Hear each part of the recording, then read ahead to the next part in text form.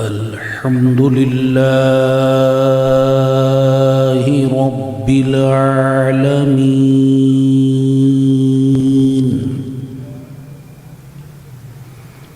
والصلاة والسلام على خاتم النبيين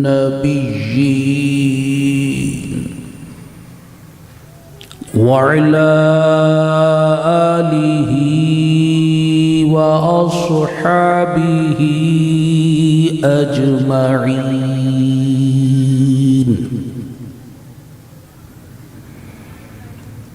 أما بعد فأعوذ بالله من الشيطان الرجيم.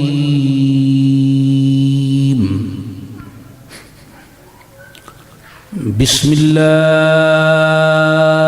الرحمن الرحيم.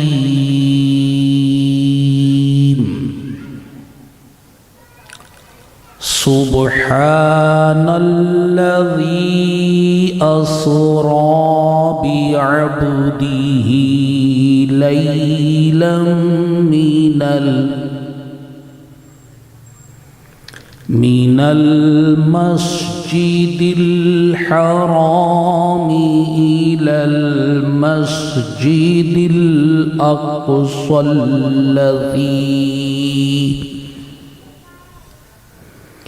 الذي باركنا حوله لنريه من آياتنا إنه هو السميع البصير. صدق الله العظيم. قال الله تبارك وتعالى في شان حبيبه الكريم: إن الله وملائكته يصلون على النبي يا أيها الذين آمنوا صلوا عليه وسلموا تسليما. الصلاة والسلام عليك يا سيدي يا رسول الله. الصلاة والسلام عليك يا سيدي يا حبيب الله. الصلاة والسلام عليك يا سيدي يا نبي الله وعلى آلك وصحابك يا سيدي يا نور الله.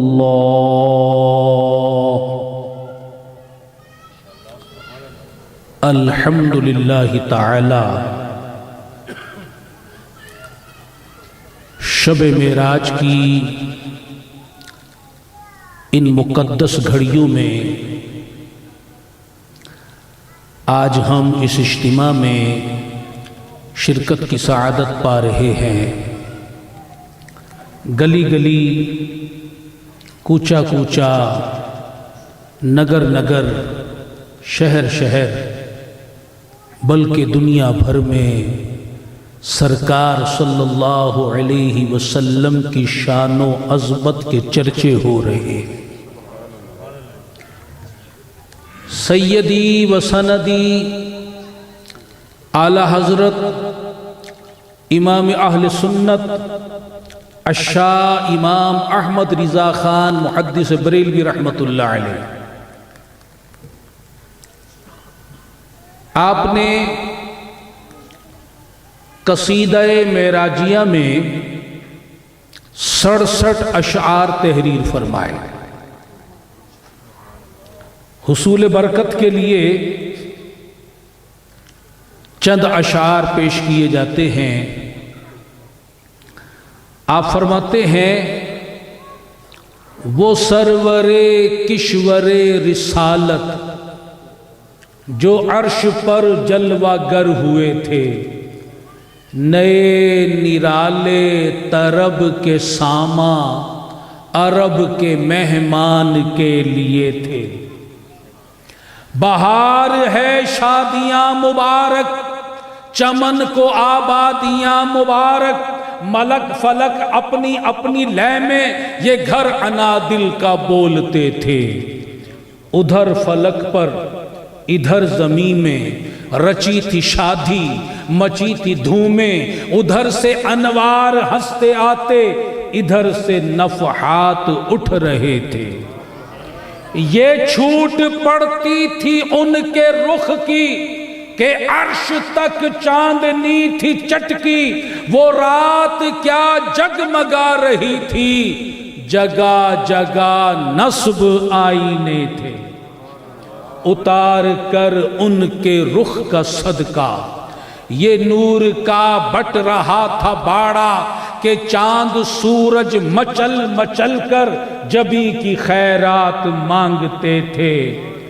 وہی تو اب تک چھلک رہا ہے، وہی تو جو بن ٹپک رہا ہے، نہانے میں جو بچا تھا پانی کٹورے تاروں نے بھر لیے تھے۔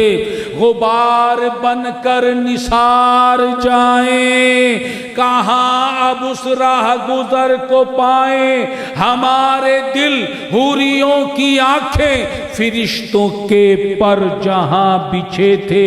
خدا ہی دے صبر جان پرغم، دکھاؤں کیوں کر تجھے وہ عالم، جب ان کو جھرمٹ میں لے کے قدسی جنا کا دولہ بنا رہے تھے، جو ہم بھی وہاں ہوتے خاک گلشن لپٹ کے قدموں سے لیتے اترن، مگر کریں کیا نصیب میں تو یہ نامرادی کے دن لکھے تھے۔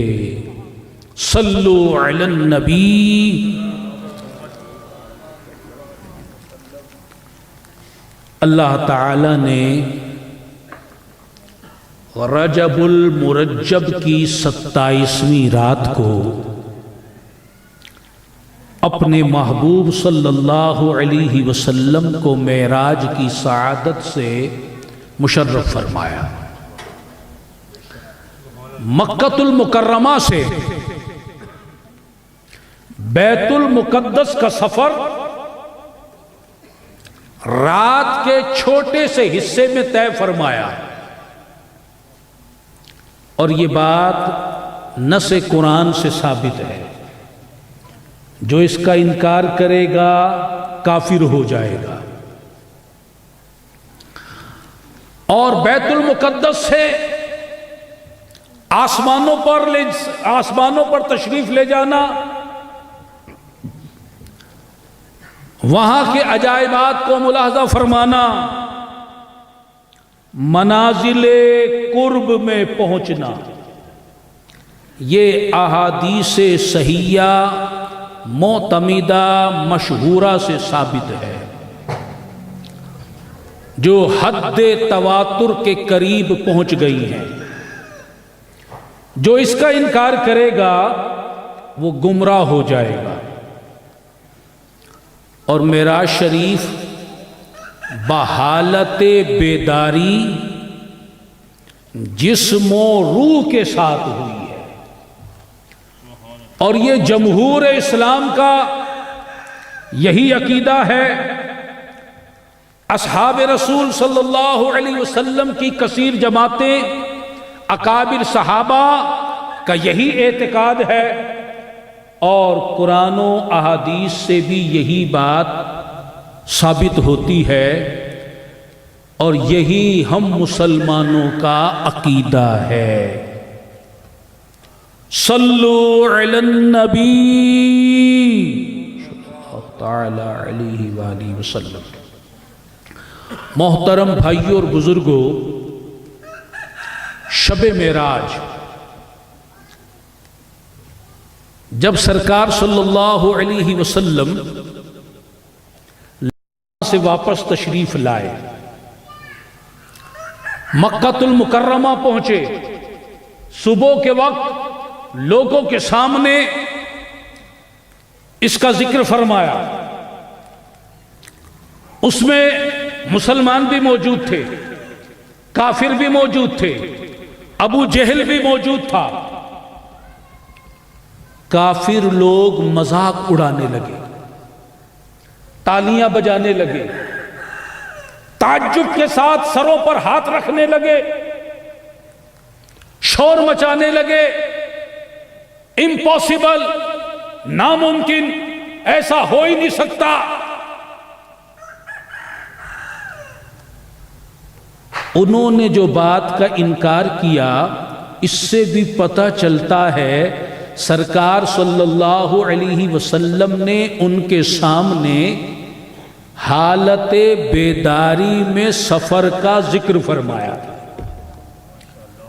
خواب کی بات بیان ہوئی ہوتی تو کافروں کے لیے تعجب کی بات کیا تھی؟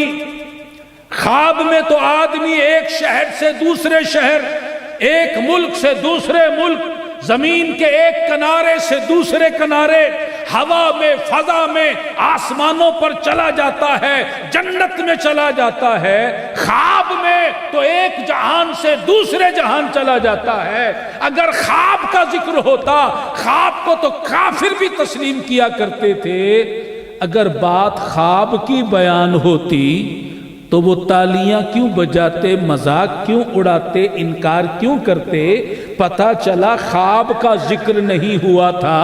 سرکار صلی اللہ تعالی علیہ وآلہ وسلم نے حالت بیداری میں معراج کا ذکر کیا تو ان کے لیے یہ بات سمجھ میں نہ آئی. انہوں نے اپنے اوپر قیاس کیا کہ ہم بھی انسان ہیں، ہم تو اتنے قلیل وقت میں اپنے شہر کو طے نہیں کر سکتے.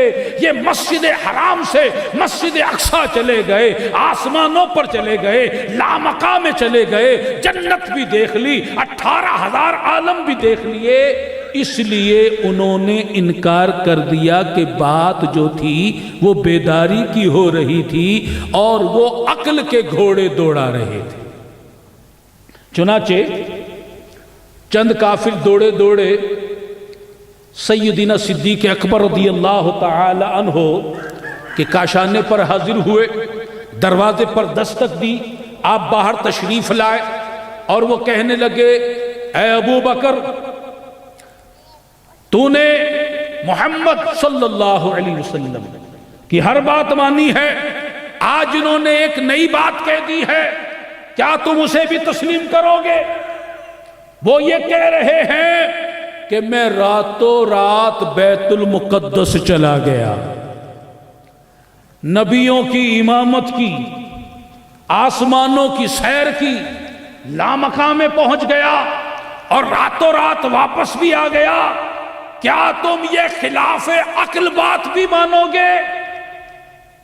سیدنا صدیق اکبر رضی اللہ تعالی عنہ حضور کو اپنے جیسا نہیں جانتے تھے.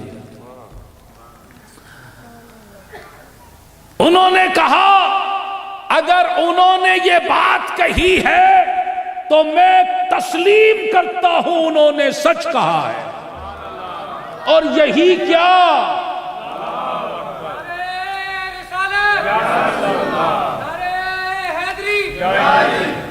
اور یہی کیا، وہ فرماتے ہیں صبح و شام اللہ کی طرف سے مجھ پر وحی آتی ہے، میں تو وہ بات بھی ان کی مان لیتا ہوں. گویا صدیق اکبر نے یہ فرما دیا کہ میرے نبی نے فرمایا اللہ ہے، میں نے مان لیا، ایک ہے، میں نے مان لیا. انہوں نے فرمایا عرش ہے، کرسی ہے، جنت ہے، دوزخ ہیں، فرشتے ہیں، جو وہ کہتے گئے وہ ہم مانتے گئے. آئندہ کے لیے بھی انہوں نے جو کچھ فرمایا وہ بھی مان لیا، ماضی کے لیے جو کچھ فرمایا وہ بھی مان لیا، اب بھی جو کچھ فرما رہے ہیں وہ میں قبول کرتا ہوں. تو اسی واقعے کی تصدیق پر تو صدیق اکبر کا لقب مل گیا. اور پھر اللہ تعالی نے ارشاد فرمایا بِعَبْدِهِ، اپنے بندے کو ہم نے سیر کرائی. عبد کا اطلاق روح مع جسم کے ہوتا ہے، اکیلی روح پر اطلاق نہیں، روح جسم کے ساتھ اس پر عبد کا اطلاق ہوتا ہے۔ تو بعبدہ کا لفظ بھی یہ بتا رہا ہے کہ جسم کے ساتھ حالت بیداری میں معراج کی سعادت ملی، روح تو خواب میں سیر کرتی ہے اور جسم بیداری میں سیر کرتا ہے۔ تو بعبدہ ہی بتا رہا ہے کہ روح بھی تھی، جسم بھی تھا، اور جسم حالت بیداری میں سیر کرتا ہے۔ تو معراج روح مع جسم کے ہوئی اور حالت بیداری میں ہوئی۔ صلو علی النبی۔ اللہ تبارک و تعالی جل شانہ عالم الغیب ہے، وہ جانتا تھا جب میرا محبوب معراج کا ذکر کرے گا، جہاں قبول کرنے والے ہوں گے وہاں انکار کرنے والے بھی ہوں گے، جہاں عشق و ایمان کی کسوٹی پر پرکھ کر اقرار کرنے والے ہوں گے وہاں عقل کی کسوٹی پر پرکھ کر انکار کرنے والے بھی ہوں گے۔ اس لیے اللہ نے اس واقعہ کا جب ذکر فرمایا تو فرمایا سبحان الذی، اے منکرو، میرے نبی کا یہ دعویٰ نہیں کہ میں خود گیا ہوں، بلکہ رب قدیر یہ اعلان فرما رہا ہے کہ میں قادر و قدیر رب اپنے محبوب کو لے کر گیا ہوں۔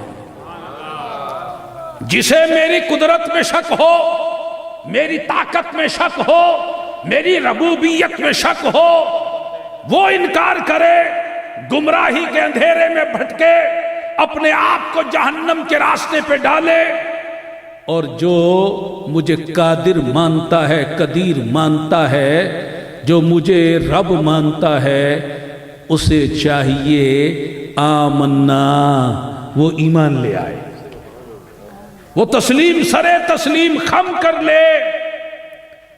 تو پتہ چلا کہ لے جانے والا کون ہے، پتہ چلا وہ رب رحمان ہے۔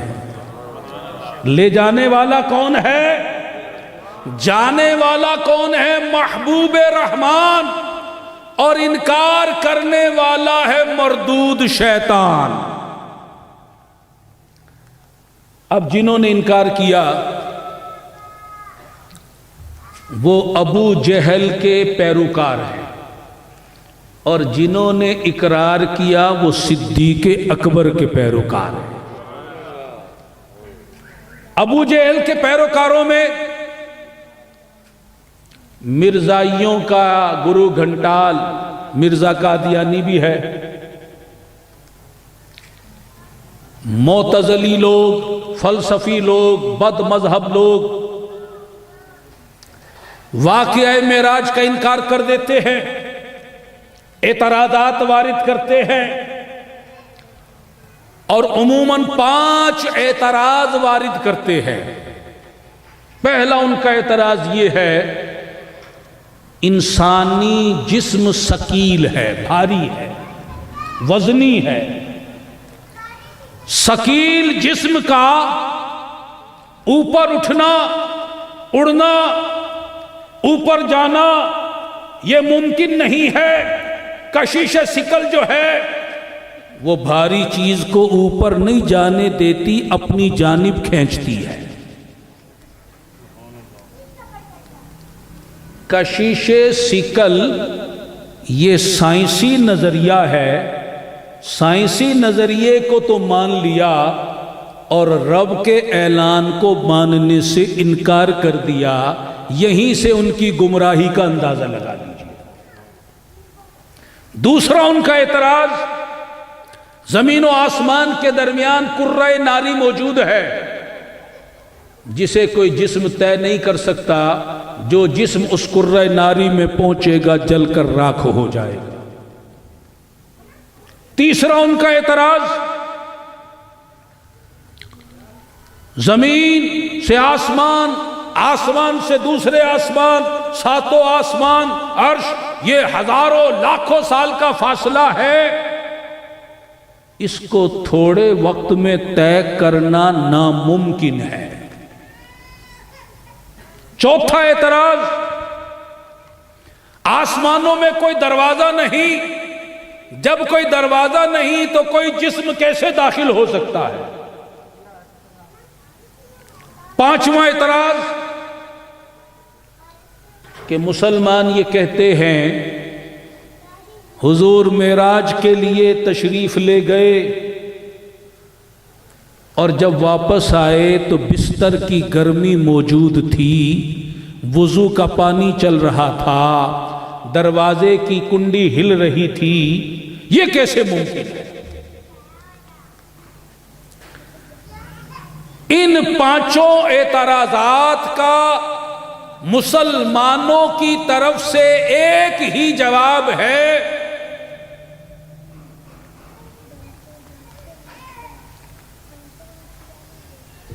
کہ لے جانے والے رب قدیر کے لیے کوئی بات ناممکن نہیں ہے۔ جب اللہ فرما رہا ہے کہ میں نے سیر کرائی، میں لے کر گیا ہوں، وہ قدیر بھی ہے، قادر بھی ہے، تم جو اعتراض کر رہے ہو گویا اللہ کی قدرت پر اعتراض کر رہے ہو، اور جو اللہ کی قدرت پر اعتراض کرتا ہے وہ اپنا ٹھکانہ دوزخ میں بناتا ہے۔ چلیے پھر بھی ہم عقلی و نقلی طور پر ان کے اعتراضات کے جواب عرض کیے دیتے ہیں۔ ان کا پہلا اعتراض کہ خاکی ثقیل جسم جو ہے اوپر اٹھنا ممکن نہیں ہے، تو جسم کے ساتھ معراج نہیں ہو سکتی۔ خواب کا واقعہ تو ہو سکتا ہے، بیداری کا واقعہ نہیں ہو سکتا۔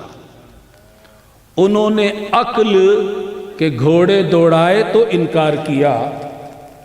اب گزارش یہ ہے، اگر یہ جسم ثقیل ہے، یہ اوپر نہیں جا سکتا، تو ہوا لطیف ہے، وہ نیچے نہیں آ سکتی۔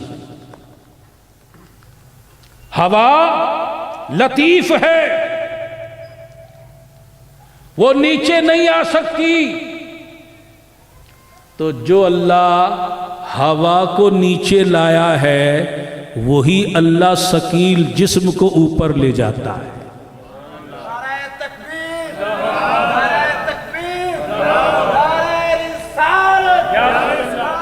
فرشتے لطیف جسم رکھتے ہیں، انسان ثقیل جسم رکھتا ہے۔ اگر ثقیل جسم اوپر نہیں جا سکتا تو فرشتوں کا لطیف جسم نیچے کیسے آ سکتا ہے؟ تو جو حضور کا اوپر جانے کا انکار کرتے ہیں تو وہ فرشتوں کے نیچے آنے کا اقرار کس ضابطے کے ساتھ کرتے ہیں؟ ضابطہ یہی ہے کہ رب قدیر نے فرشتوں کو طاقت دی ہے، لطیف جسم کے باوجود وہ نیچے اترتے ہیں۔ تنزل الملائکۃ والروح، قرآن کہتا ہے شب قدر میں آسمان سے فرشتے اور جبریل زمین پر اترتے ہیں، سارے فرشتے نیچے اترتے ہیں، اور صرف شب قدر ہی نہیں، رات دن اترتے رہتے ہیں۔ تو جب فرشتے لطیف جسم کے ساتھ اللہ کی دی ہوئی طاقت سے زمین پر اترتے ہیں تو اس کا محبوب اسی کی دی ہوئی طاقت سے ثقیل جسم کے ساتھ آپ آسمانوں میں تشریف لے گئے۔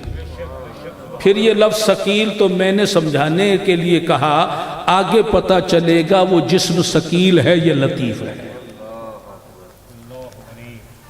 دوسری بات یہ کہ یہ بات تو ان کی عقل میں آ جاتی ہے کہ جہاز ہزاروں ٹن وزنی سامان لے کر زمین سے اوپر چلا جاتا ہے. راکٹ ہزاروں ٹن وزنی سامان کے ساتھ خلا میں جا رہا ہے. ان کے دعوے کے مطابق یہی دعویٰ کرتے ہیں چاند پر چلا گیا. اگر تمہارے سائنسی طاقت کے ذریعے، سائنسی انجن کے ذریعے، سائنسی پاور کے ذریعے اگر راکٹ کا ثقیل جسم اوپر جائے اور تمہاری عقل میں آئے تو اللہ کی قدرت سے اس کا محبوب اوپر جائے اور تمہاری عقل میں نہ آئے تو تمہیں اپنی عقل پر ماتم کرنا چاہیے.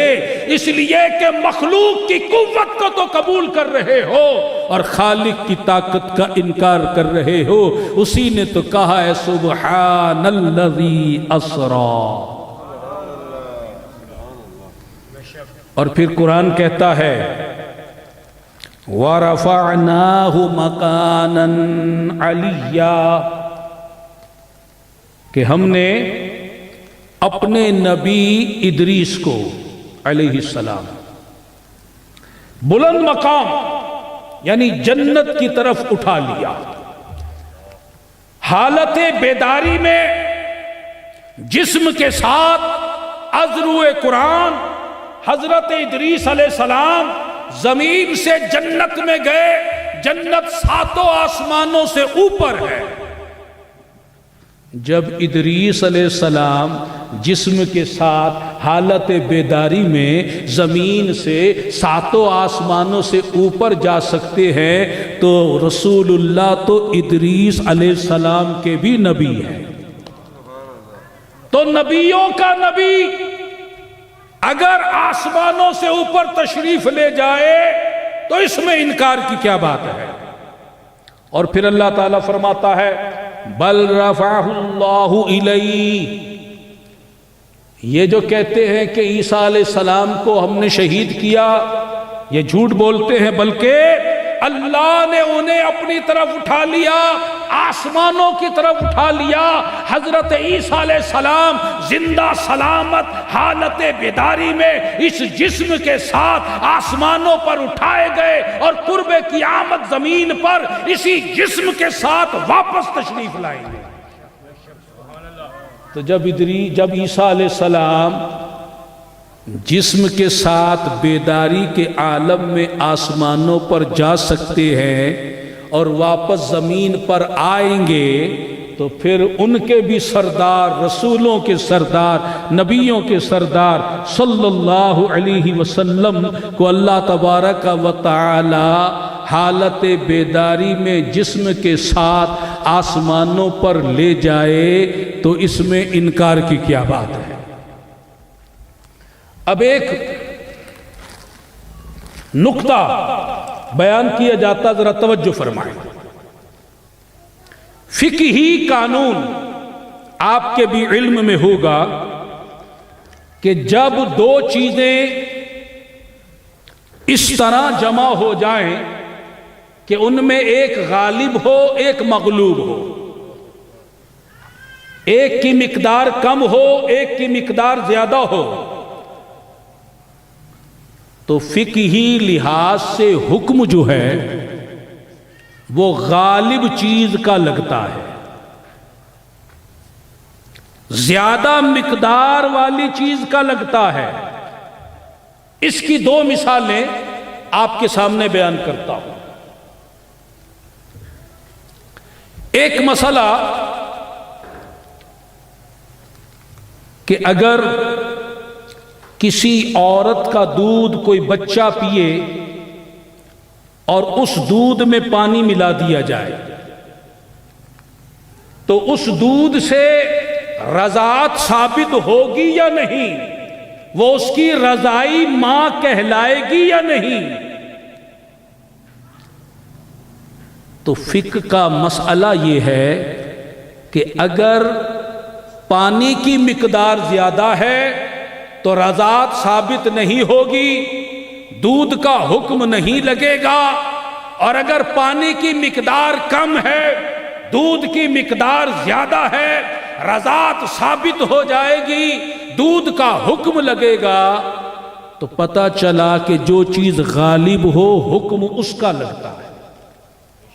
اور دوسری مثال، ایک باوضو شخص ہے، اس کے منہ میں خون نکل آیا، اب اس کا وضو ٹوٹا ہے یا نہیں؟ شریعت کیا کہتی ہے؟ علماء بیان کرتے ہیں اگر خون غالب ہے تھوک پر تو وضو ٹوٹ جائے گا، اور اگر تھوک غالب ہے خون پر تو وضو نہیں ٹوٹے گا۔ وہ تھوکے، اگر اس کے خون تھوک میں سرخی غالب ہے، خون غالب ہے تو وضو ٹوٹ گیا، اور اگر سرخی نہیں ہے، زردی ہے، سفیدی ہے، تھوک غالب ہے تو وضو نہیں ٹوٹا، حالانکہ خون موجود ہے، حکم خون کا نہیں لگ رہا۔ جیسے رضاعت میں پانی، دودھ موجود ہے، پانی زیادہ ہے، دودھ موجود ہے، حکم نہیں دودھ کا لگ رہا۔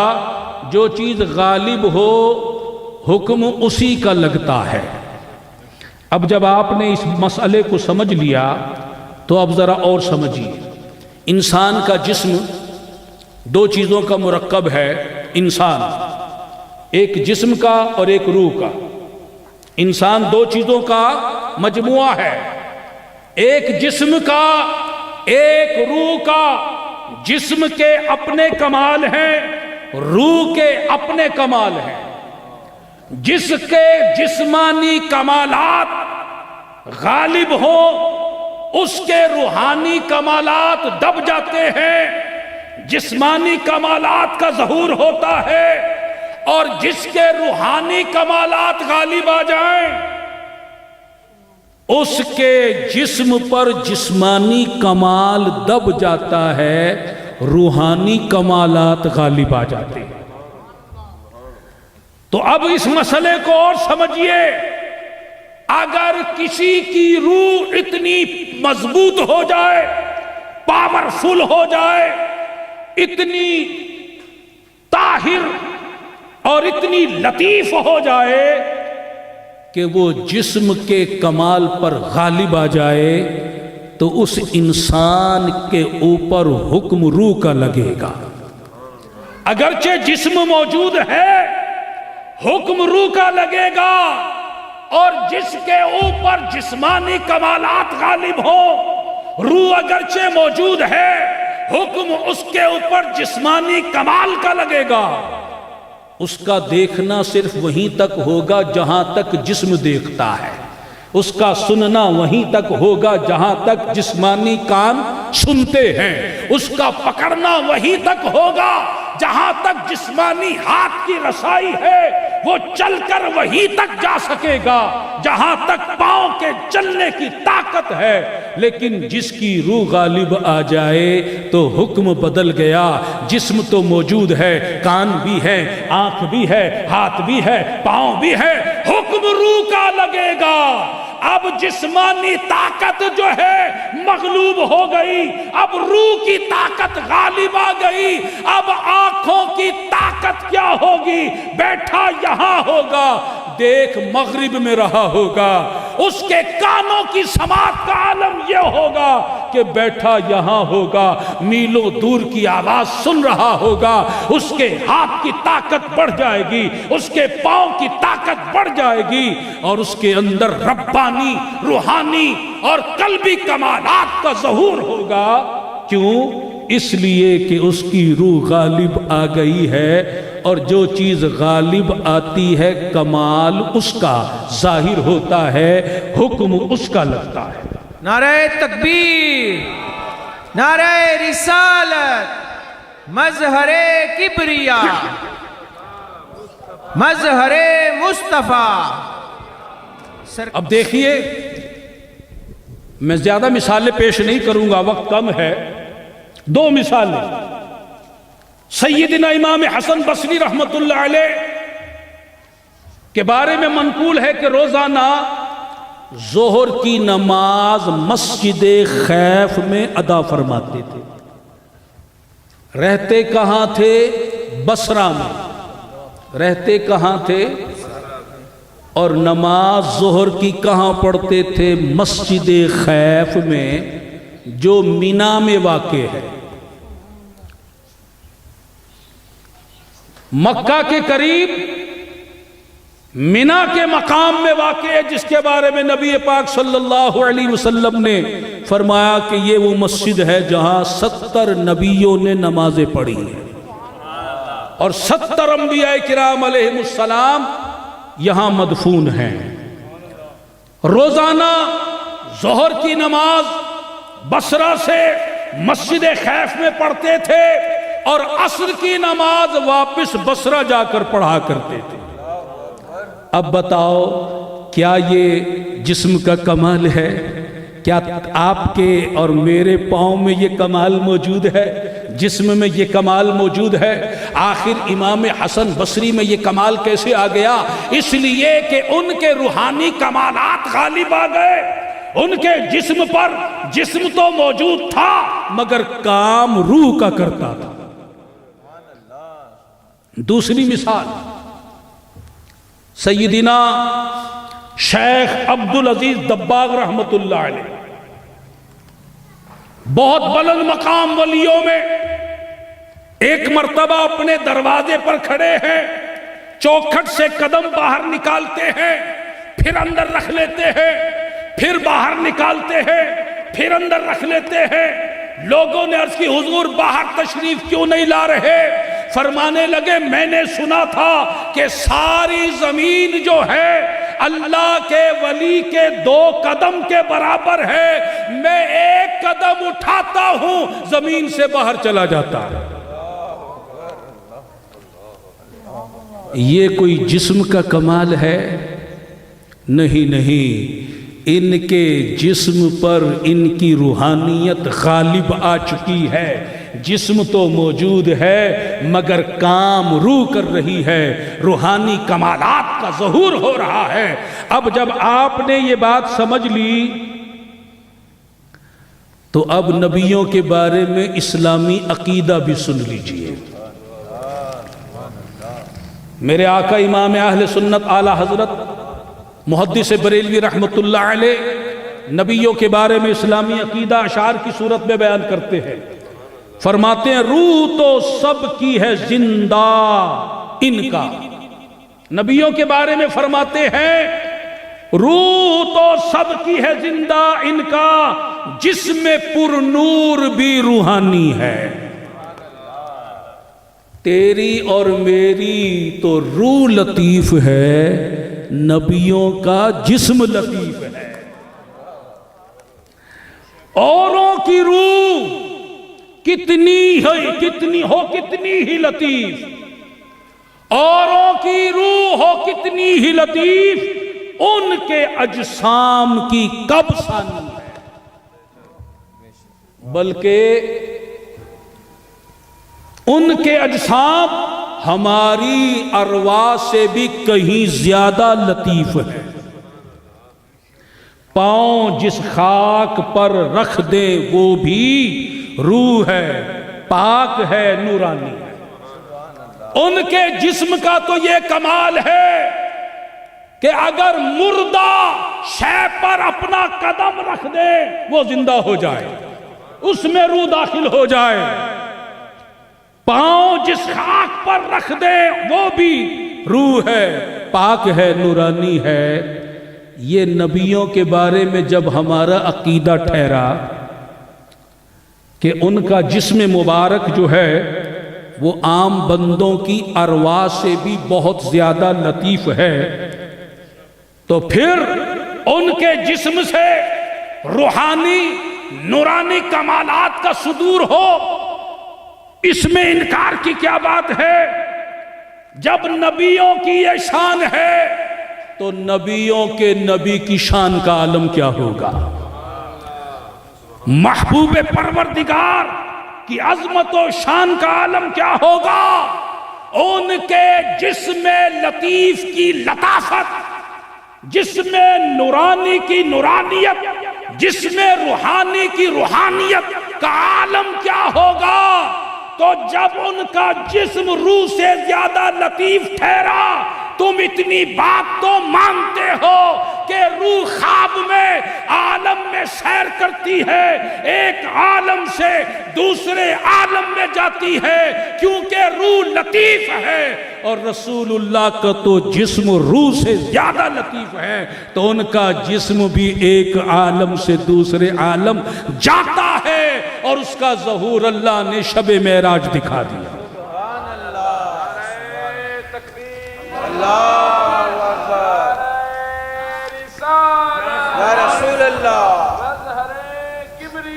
مصطفیٰ مصطفیٰ۔ آپ اس بات کو سمجھ نہیں رہے، ذرا محبت سے کہیے، مظہر کبریاء، مصطفیٰ مصطفیٰ، مظہر کبریاء، مصطفیٰ مصطفیٰ، مظہر مصطفیٰ، اولیاء اولیاء، سرکار کی غلامی، تبلیغ اسلامی۔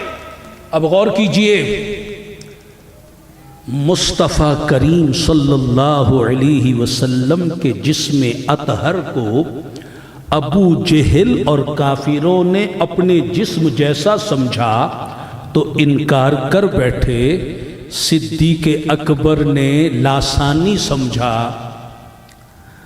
بے مثالی سمجھا، اقرار کیا، اس لیے کہ وہ جانتے تھے یہ آنکھیں بظاہر دیکھنے میں جسمانی نظر آ رہی ہیں، مگر ان کی لطافت کا عالم یہ ہے کہ یہ بیٹھے زمین پر ہوتے ہیں، آنکھیں عرش کو دیکھ رہی ہوتی ہیں، ان کے کان بظاہر جسمانی دکھائی جو دے رہے ہیں، ان کا کمال جو روحانی ہے اس کا عالم یہ ہے کہ بیٹھے زمین پر ہوتے ہیں، اور قلم جو لوح پر لکھ رہا ہوتا ہے اس قلم کی آواز کو سن رہے ہوتے ہیں۔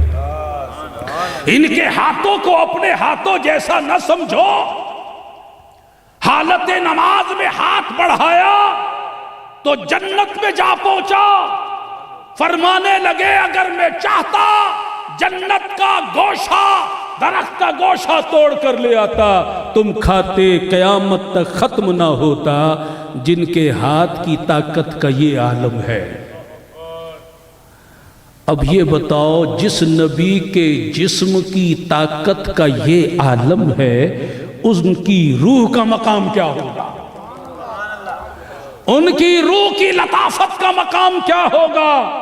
مصطفیٰ جان رحمت پہ لاکھوں سلام، شمع بزم ہدایت پہ لاکھوں سلام، صاحب رجعت شمس و شک القمر، نائب دست قدرت پہ لاکھوں سلام، دور و نزدیک کے سننے والے وہ کان، کان لال کرامت پہ لاکھوں سلام، جس طرف اٹھ گئی دم میں دم آ گیا، اس نگاہ عنایت پہ لاکھوں سلام، وہ زبان جس کو سب کن کی کنجی کہیں، اس کی نافذ حکومت پہ لاکھوں سلام، ہاتھ جس سمت اٹھا غنی کر دیا، موج بحر سماحت پہ لاکھوں سلام، جس کو بارے دو عالم کی پرواہ نہیں، ایسے بازو کی قوت پہ لاکھوں سلام۔ ان منکروں کا پہلا اعتراض، ثقیل جسم اوپر نہیں اٹھ سکتا، اس کا ہم نے عقلی جواب بھی دے دیا، نقلی جواب بھی دے دیا، اور پھر اولیاء کی روحانیت کا اور حضور کے جسم کی لطافت کا ذکر خیر بھی ہو گیا۔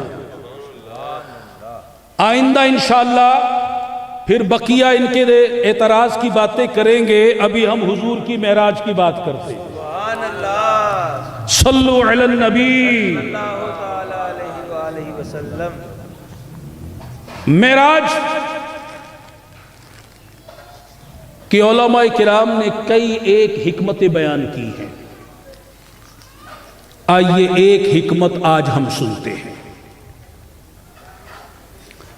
جبریل امین بارگاہ رسالت صلی اللہ تعالی علیہ وسلم میں آیت کریمہ لے کر حاضر ہوئے، وَمِنَ اللَّيْلِ فَتَحَجَّتْ بِهِ نَافِلَةً لَكَ،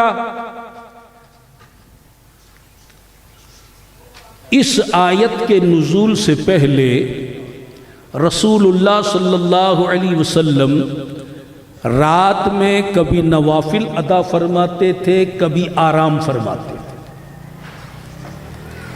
ایک رات بستر پر استراحت فرما رہے تھے، دل تو بیدار تھا، آنکھیں عالم خواب میں تھی۔ باحکم ربی جبریل سدرہ کے مقام سے اڑتا ہے، محبوب اپنے بستروں پر اس کے پروں کی آواز کو سن لیتے ہیں۔ جبریل نبی کے قدموں میں پہنچتا ہے، حضور اٹھ کر بیٹھ جاتے ہیں۔ جبریل عرض کرتا ہے، یا رسول اللہ صلی اللہ تعالی علیہ وسلم، اللہ تبارک و تعالی آپ کو سلام فرماتا ہے اور ارشاد فرماتا ہے، محبوب میں نے تمہیں جو دنیا میں بھیجا ہے اس کی ایک وجہ یہ ہے کہ تم اپنے غلاموں کی بخشش کی دعا کرو۔ میری جناب میں اپنے غلاموں کی مغفرت چاہو، بخشش چاہو، شفاعت چاہو۔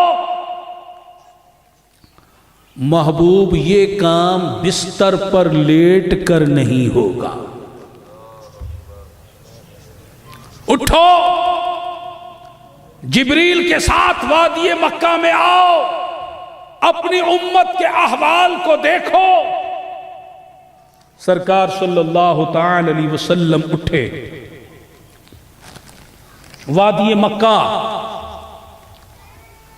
میں تشریف لائے، اور اللہ تبارک و تعالی نے اپنے محبوب کو قیامت تک آنے والے ہر امتی کا الگ الگ احوال دکھایا۔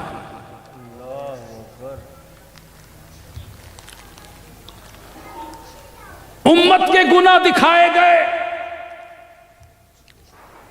ان کے سیاکاریاں، بدکاریاں، بداتواریاں، بے حیائیاں،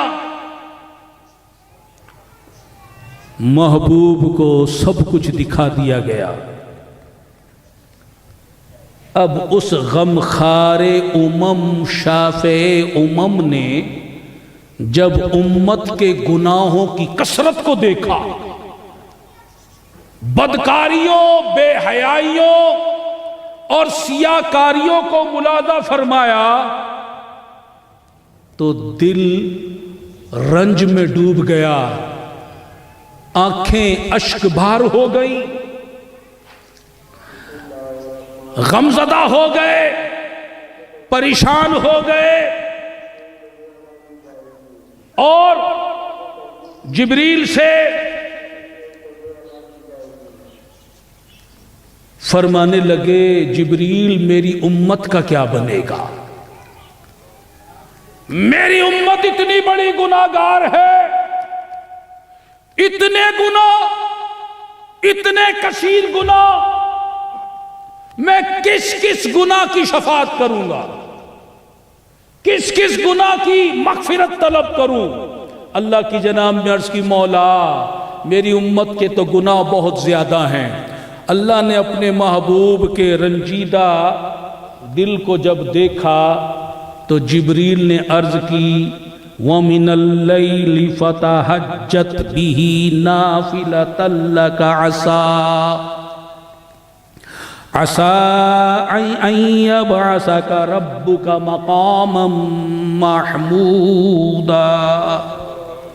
محبوب رات کے کچھ حصہ تہجد کرو، یہ خاص تمہارے لیے زیادہ ہے، قریب ہے کہ تمہیں تمہارا رب مقام محمود پر کھڑا کرے گا، ایسی جگہ جہاں سارے تمہاری حمد کریں گے۔ مقام محمود، مقام شفاعت، جہاں رسول اللہ صلی اللہ تعالی علیہ وسلم ساری امت کی بخشش اور شفاعت فرمائیں گے۔ اب غور کیجئے، رسول اللہ صلی اللہ علیہ وسلم نے امت کے گناہوں کو دیکھا ہے۔ وہ آقا جو پیدا ہوتے ہی امت کی فکر فرما رہے تھے، جب ان کے سامنے امت کے سارے احوال کھول دیے گئے، اب دل بھی پریشان ہے، ذہن بھی پریشان ہے، آنکھیں بھی اشک بار ہیں، اللہ تبارک و تعالی نے فرمایا کہ محبوب فکر نہ کرو، ہم نے تمہاری امت کی بخشش جو ہے اس کو تمہاری شب بیداری سے جوڑ دیا ہے۔ محبوب اگر تم تہائی رات ہماری عبادت کے لیے جاگو گے، تہائی امت کو بخش دیں گے۔ آدھی رات جاگو گے، آدھی امت بخش دیں گے۔ 2/3 رات جاگو گے، 2/3 امت بخش دیں گے۔ اگر ساری رات جاگو گے تو ساری امت کو بخش دیں گے۔ جب حضور کو بتایا گیا کہ اب امت کی اگر بخشش چاہتے ہو تو رات کو اللہ کی عبادت کے لیے بیدار رہو، محبوب کو پتہ چلا کہ ساری رات جاگوں گا تو ساری امت بخشی جائے گی، بستر کو لپیٹ کر رکھ دیا۔ اب ساری رات قیام کی حالت میں کھڑے ہیں، 2 رکعت میں ساری رات بیت جاتی ہے۔ کبھی حالت قیام میں ہے، کبھی حالت رکوع میں ہے، کبھی حالت قوما میں ہے، کبھی حالت سجدہ میں ہے، کبھی حالت جلسہ میں ہے، کبھی حالت تشہد میں ہے، کبھی دعا کر رہے ہیں، گریہ کر رہے ہیں، اللہ کی بارگاہ میں امت کی بخشش کا سوال کر رہے ہیں۔ سویا کیے نابکار بندے، رویا کیے زار زار آقا، اس قدر طویل قیام فرماتے کہ پاؤں پر ورم آ جاتا، اس قدر گریہ و زاری فرماتے کہ زمین آنسوؤں سے تربتر ہو جاتی۔ اللہ کیا جہنم اب بھی نہ سرد ہوگا غلامان مصطفیٰ پر، اللہ کیا جہنم اب بھی نہ سرد ہوگا، رو رو کے مصطفیٰ نے دریا بہا دیے۔ فرشتے عرض کرتے مولا تو نے محبوب کو امت کا کیسا غم دے دیا ہے، نہ دن کو چین ہے نہ رات کو چین ہے، ان کے نالوں اور آہوں کی آوازیں تو آسمانوں میں گونج رہی ہے، عالم قدس میں پہنچ رہی ہے۔ اللہ تبارک و تعالی نے جبریل کو وحی دے کر بھیجا، طٰہ ما انزلنا علیک القرآن لتشقی۔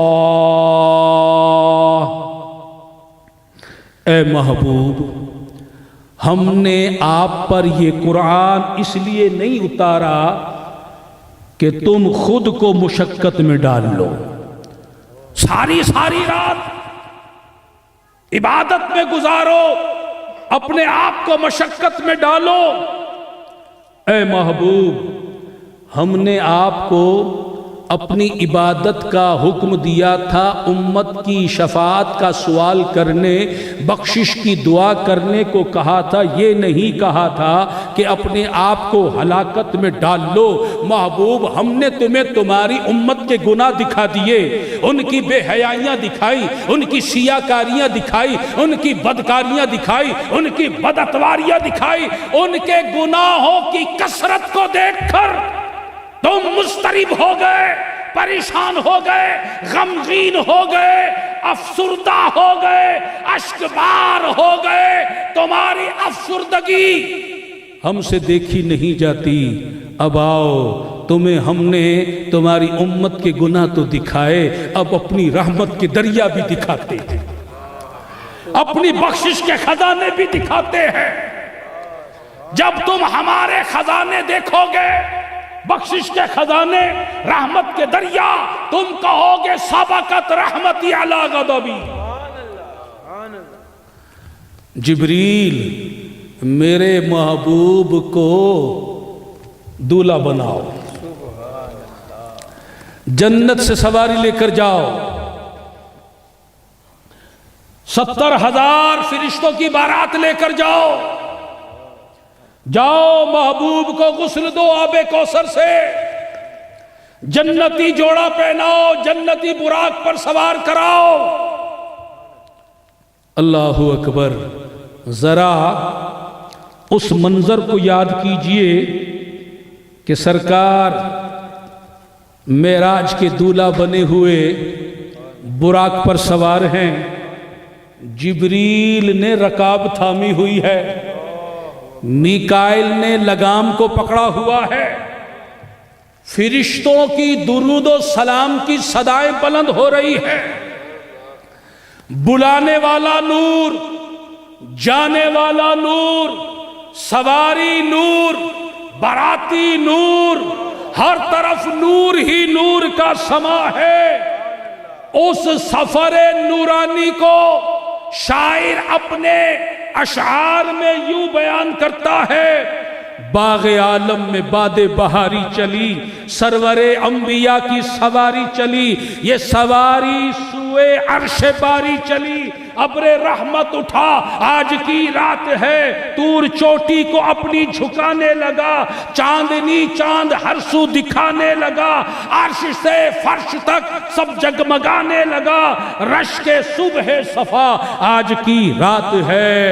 اے عاشقو ذرا غور تو کرو، اس سفر معراج پر جذب حسن طلب آج کی رات ہے، دائیں بائیں فرشتوں کی بارات ہے، سر پہ نورانی سہرے کی کیا بات ہے، شاہ دولہا بنا آج کی رات ہے، عطر رحمت فرشتے چھڑکتے چلے، جس کی خوشبو سے رستے مہکتے چلے، چاند تارے جلوم میں چمکتے چلے، کہکشاں زیر پا آج کی رات ہے، طور پر رفعت لامکانی کہاں، لن ترانی کہاں، مرعانی کہاں، جس کا سایہ نہیں اس کا ثانی کہاں، اس کا ایک معجزہ آج کی رات ہے، شاہ نے کی عرض امت گناہگار ہے، بخش دے میرے مولا تو غفار ہے، جو محبوب وقت پیدائش نہ بھولا وہ لامکانوں میں بھی امت کو نہیں بھولا۔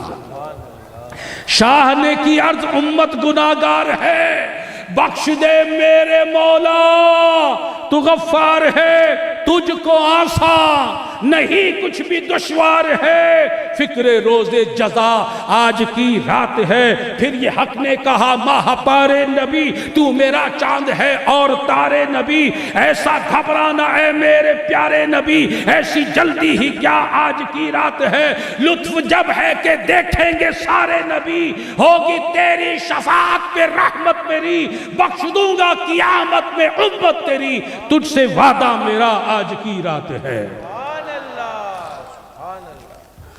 لا مقام میں بھی فکر امت فرما رہے ہیں، پیدا ہوئے سر اقدس کو سجدے میں رکھا اور دعا کی ربی حبلی امتی، مولا میری امت میرے حوالے کر۔ کبھی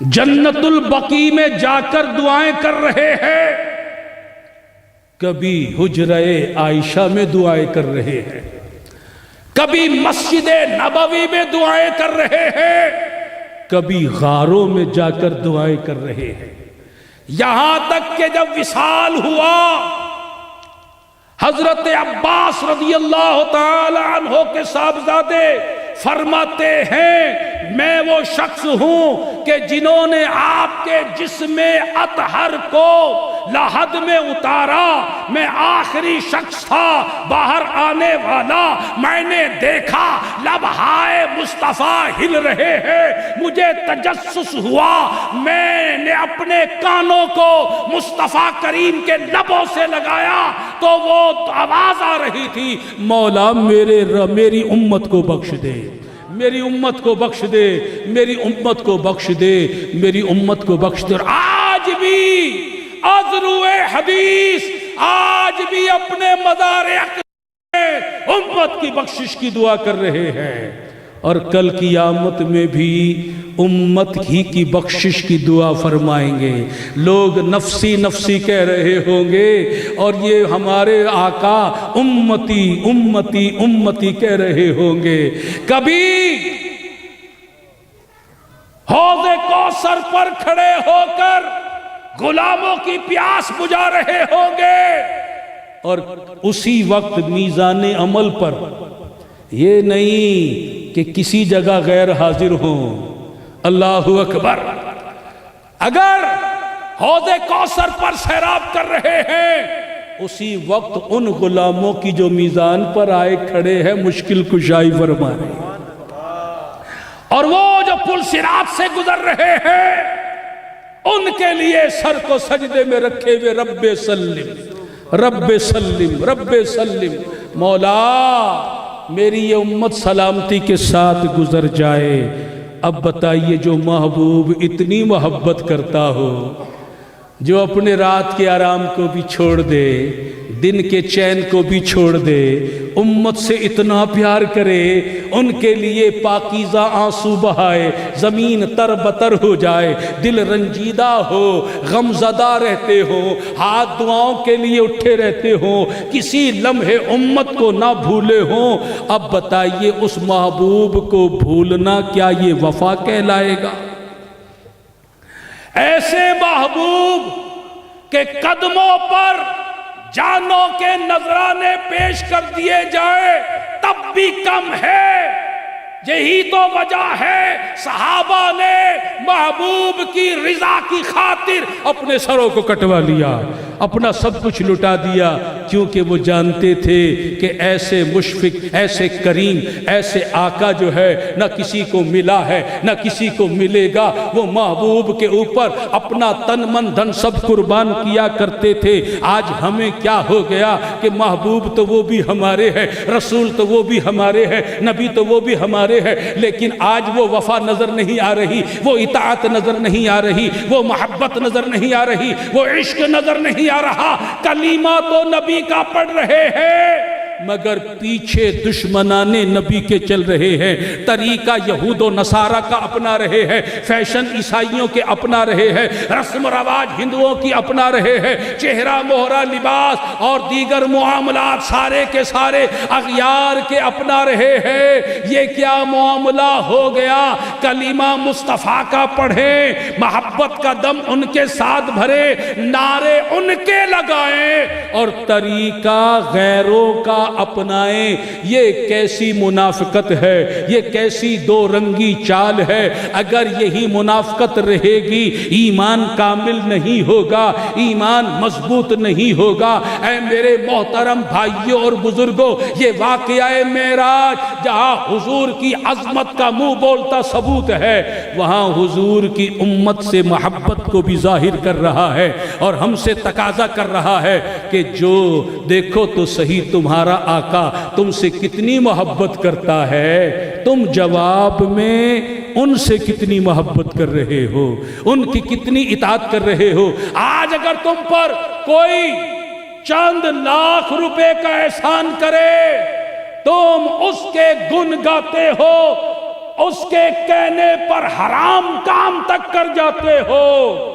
اور جو مصطفیٰ کریم جن کی محبت کو پیسوں میں نہیں تولا جا سکتا، امت سے جو انہیں پیار ہے دنیا کی نعمتوں میں تولا نہیں جا سکتا۔ اللہ اکبر! آج ان کی ایک بات ماننے میں بھی تساہل سے کام لیتے ہو۔ بڑی باتیں ہیں، ایک بات عرض کر دیتا ہوں۔ وہ میرے آقا صلی اللہ علیہ وسلم ارشاد فرماتے ہیں، جُعِلَتْ قُرَّةُ عَيْنِ فِي الصَّلَاةِ، میری آنکھوں کی ٹھنڈک نماز میں رکھی گئی ہے۔ جو آقا اتنا مہربان ہو، اس کے بارے میں پتہ چلا کہ اس کو نماز سے محبت ہے، نماز سے پیار ہے، جو نماز پڑھتا ہے ان سے خوش ہو جاتے ہیں۔ پھر تو امتی کے لیے ایک راستہ مل گیا محبوب کو راضی کرنے کا، ان کی خوشنودی حاصل کرنے کا۔ پھر تو ہر امتی کو چاہیے تھا کہ دوڑ دوڑ کر نماز ادا کرے، خشوع و خضوع کے ساتھ نماز ادا کرے، مسجدیں بھر جاتی۔ پہلے ایسے ہی ہوا کرتا تھا، لیکن بعد زمانہ ہوتا گیا، محبت میں کمی آتی گئی، وفا میں کمی آتی گئی، غفلت بڑھتی گئی، دنیا کی محبت بڑھتی گئی، آخرت کی یاد مٹتی چلی گئی، اور اب یہ عالم ہو گیا ہے مسجد میں اذان تو ہوتی ہے مگر لوگوں کے کانوں پر جو نہیں رینگتی، نماز کے لیے مصلی کی طرف، مسجد کی طرف نہیں جاتے۔ آج مسلمان کروڑوں کی تعداد میں موجود ہے، گلی گلی مسجد تو موجود ہے مگر نمازی موجود نہیں ہے۔ جبکہ شب معراج ہی میں ہمارے پیارے آقا صلی اللہ علیہ وسلم نے ملاحظہ فرمایا کہ وہاں ایک منظر دیکھا کہ ایک شخص کے سر پر چٹان نما پتھر مارا جا رہا ہے، سر ٹکڑے ٹکڑے ہو گیا، پھوٹ گیا، ٹکڑے ٹکڑے ہو گیا، پتھر لڑک کر دور جا گرا۔ پتھر مارنے والا پتھر لینے گیا، اسی اثنا میں سر کو دوبارہ صحیح کر دیا گیا، پھر آنے کے بعد اس نے مارا، پتھر چکنا چور ہو گیا، سر چکنا چور ہو گیا، پتھر دور جا گرا۔ پتھر مارنے والا شخص پتھر لینے گیا، بار بار اس کے سر کو پھوڑا جا رہا تھا۔ جب پوچھا گیا تو جبریل نے عرض کیا یہ وہ شخص ہے جس کا سر نماز پڑھنے سے غافل تھا، نماز کو بوجھ سمجھا کرتا تھا، نماز کو ضائع کیا کرتا تھا، نماز پڑھنا نہ پڑھنا جس کے لیے برابر تھا، جسے نماز کی کوئی فکر نہیں تھی، نماز کا کوئی شوق نہیں تھا، نماز کو کوئی اہمیت نہیں دیتا تھا، آج اس کے غافل سر کو پھوڑا جا رہا ہے۔ سرکار صلی اللہ تعالی علیہ وسلم ارشاد فرماتے جس نے نماز کی محافظت کی یہ نماز اس کے لیے کل قیامت میں نجات ہوگی، برہان ہوگی، نور ہوگی، اور جس نے نماز کی حفاظت نہیں کی تو کل قیامت میں اس کا حشر فرعون کے ساتھ ہوگا، حامان کے ساتھ ہوگا، قارون کے ساتھ ہوگا، ابی بن خلف کے ساتھ ہوگا۔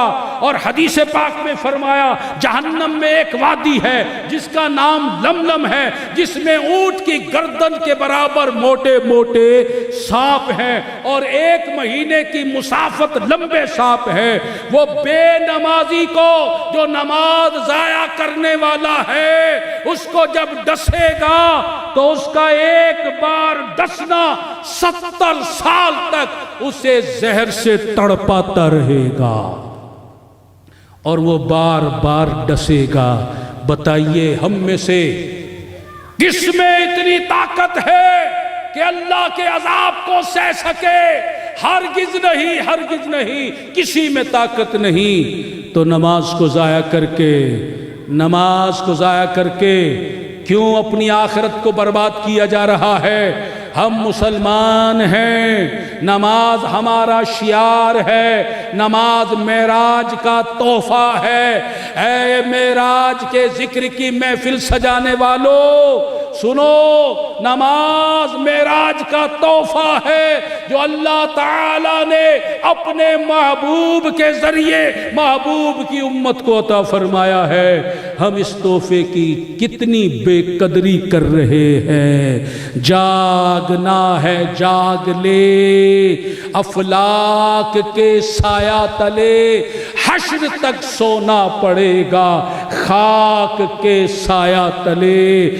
نمازیوں نے بھی مر جانا ہے، بے نمازیوں نے بھی مر جانا ہے، مرنے کے بعد جو زندگی آئے گی اس پہ غور کرو. جو نماز کو ضائع کر کے مرتے ہیں ان کے بارے میں حدیثوں میں آیا ہے ان کی قبر کی دیواریں آپس میں مل جاتی ہیں, پسلیاں ٹوٹ جاتی ہے, ان کی قبر میں اژدہا مسلط کر دیا جاتا ہے, آگ بھڑکا دی جاتی ہے, لوگ کپڑے کے کفن میں دفن کرتے ہیں, فرشتے وہ کفن اتار کے آگ کے کفن میں اسے لپیٹ دیتے ہیں. تو کب تک نمازیں ضائع کرتے رہیں گے, نمازوں سے غفلت کریں گے؟ آج کی رات جو معراج کی رات ہے, اس تحفہ نماز کے ملنے کی رات ہے, توبہ کر لو, اللہ کی جناب میں معافی مانگ لو, نماز کا وعدہ کر لو کہ اے اللہ جو تحفہ تو نے محبوب کے ہاتھوں ہمیں عطا کیا ہے ہم اس کی ناقدری نہیں کریں گے. آج سے نماز کی حفاظت کریں گے, پانچوں نمازیں پابندی کے ساتھ پڑھیں گے, کہیے انشاءاللہ. اللہ تبارک و تعالی جل شانہ ہم سب کو توفیق رفیق مرحمت فرمائے. آمین بجاہ خاتم النبیین صلی اللہ تعالی علیہ وآلہ وسلم. تبلیغ دین کی عالمی تنظیم تبلیغ اسلامی کا یہی مقصد ہے کہ ہم اللہ و رسول کی اطاعت و فرما برداری کریں, شریعت مطہرہ پر چلیں, نمازوں کی پابندی کریں. تبلیغ اسلامی کا نصب العین ہے ہم سب دین کی فکر کرنے والے, دین پر عمل کرنے والے اور دین اسلام کی تبلیغ کرنے والے, اللہ تعالیٰ کے پسندیدہ بندے اور نبی پاک صلی اللہ علیہ وسلم کے سچے غلام بن جائیں. تو آئیے تبلیغ اسلامی کے دینی ماحول سے وابستہ ہو جائیے. انشاءاللہ اس ماحول کی برکت سے ہمیں صحبت صالح ملے گی, اور صحبت صالح ترا صالح کنت, اچھی صحبت جو ہے وہ آدمی کو اچھا بنا دیتی ہے. اگر ہم چاہتے ہیں کہ ہم نمازی بنیں, ہم چاہتے ہیں شریعت مطہرہ پر چلیں, ہم چاہتے ہیں اللہ اور رسول کی اطاعت و فرما برداری کریں, تو اس کے لیے ہمیں ایک دینی ماحول کی ضرورت ہے, نیک صحبت کی ضرورت ہے. الحمدللہ تعالی تبلیغ اسلامی ہمیں وہ نیک ماحول فراہم کر رہی ہے. قدم بڑھائیے اور آج ہی سے تبلیغ اسلامی کے ماحول سے وابستہ ہو جائیے, اپنے بچوں کو اس سے وابستہ کیجئے, دوستوں کو اس سے وابستہ کیجئے. انشاءاللہ تعالی اس ماحول کی برکت سے نمازوں کی پابندی بھی مل جائے گی, اللہ اور رسول کی فرما برداری بھی مل جائے گی, آخرت کی غفلت بھی اڑ جائے گی. اللہ تعالی ہم سب کو تبلیغ اسلامی والا بنائے اور اس کے ماحول میں شامل ہو کر ہم سب کو دین کی فکر کرنے والا, دین پر عمل کرنے والا اور دین اسلام کی تبلیغ کرنے والا اپنا پسندیدہ بندہ اور نبی پاک صلی اللہ علیہ وسلم کا سچا غلام بنائے. آمین بجاہ خاتم النبیین صلی اللہ علیہ وسلم. وما علینا الا البلاغ.